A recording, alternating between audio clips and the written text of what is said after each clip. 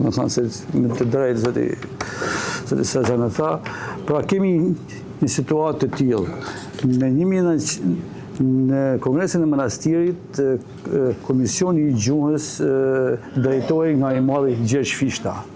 Pra, ai njeri i madh, jo se është shkodranë dhe unë jam shkodranë dhe s'ka lidhje ajo proces, por kontributi dhe dija e atyre njerëzve, kontributi dhe dija atyre burrave në atë moment ishte jo vetëm situatës së luftës, por situatën e gjuhës.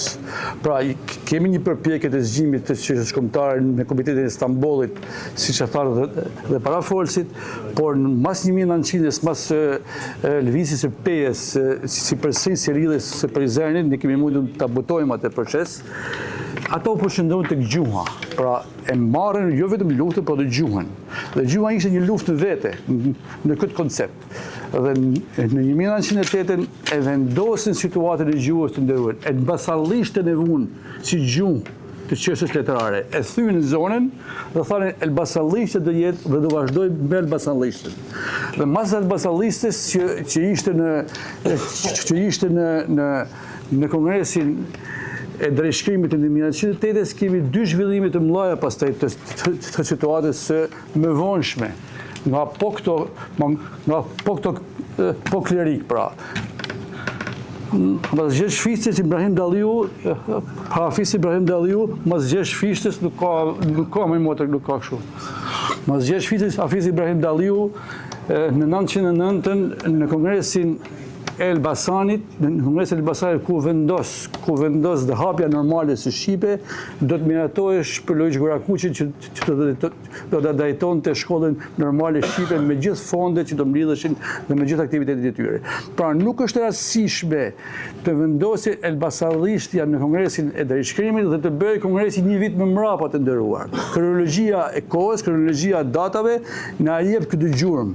Ne jemi pjesë mjeshtat hetimi sepse nga profesioni jam avokat dhe unë kështu i shoh.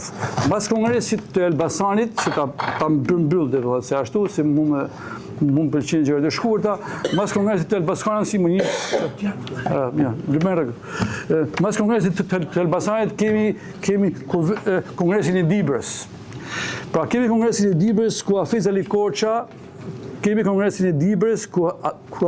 Korça, shkon nga Tirana në Dibër për arsye të shumë të veçanta. Ishte drejtori i arsimit Hafiz Ali Korça në atë kohë.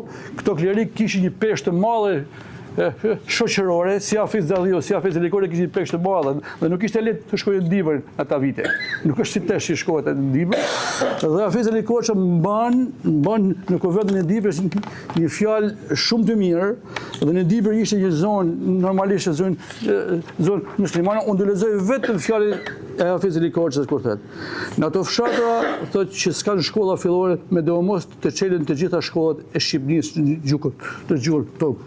gjuhën tokë kombëtare dhe të këndohet. Fshinjët tanë nga ana e arsimit kanë arrit shkollën më të lartë. Ndërsa ne për fat të keq kemi bërë si popujt e Afrikës së Mesme.